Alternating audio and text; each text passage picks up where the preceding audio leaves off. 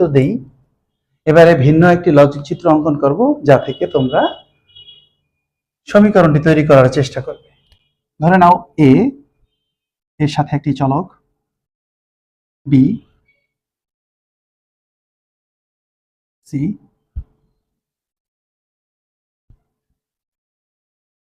এ not,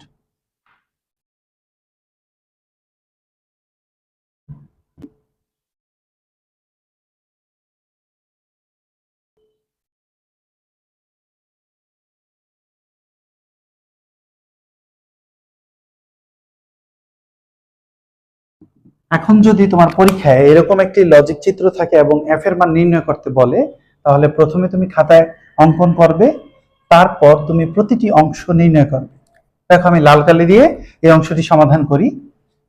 এর সাথে যে নট গেটের কাজ কি? উল্টো করে দেয়া। তাহলে এটা কি হবে? A not. এটা কি হবে? B not. এটা কি হবে? C not. এবারে এটা দেখো একটি যোগের গেট, অর্থাৎ অর গেট।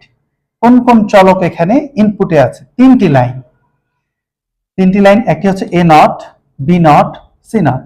তাহলে এ নট যোগ বি নট যোগ সি নট, অর সম্পর্ক, এবং তিনটি ইনপুট।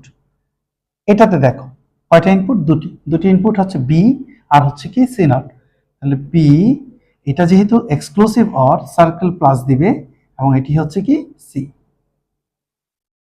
এটি হচ্ছে সি নট। এরপরে দেখি এ নট আর হচ্ছে সি। এ গুণ আকারে থাকবে এ নট আর হচ্ছে সি।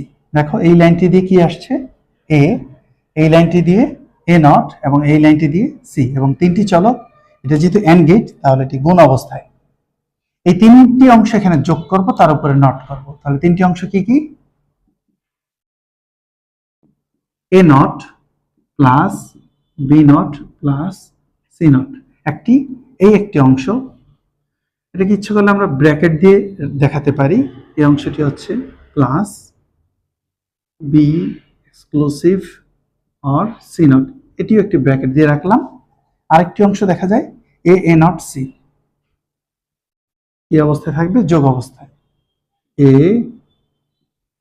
A not C.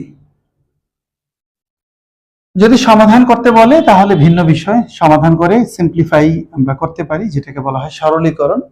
সরলীকরণ করলে সমীকরণটি আরো ছোট হবে, সার্কিটের ডায়াগ্রামটিও আরো ছোট হয়ে যাবে। সমাধানের বিষয়টি বা সরলীকরণের বিষয়টি অন্য একটি ক্লাসে তোমাদের দেখাবো। আজকে দেখালাম সমীকরণ থাকলে কিভাবে লজিক চিত্র অঙ্কন করব, এবং লজিক চিত্র দেয়া থাকলে কিভাবে আমরা সমীকরণ আকারে তাকে উপস্থাপন করব।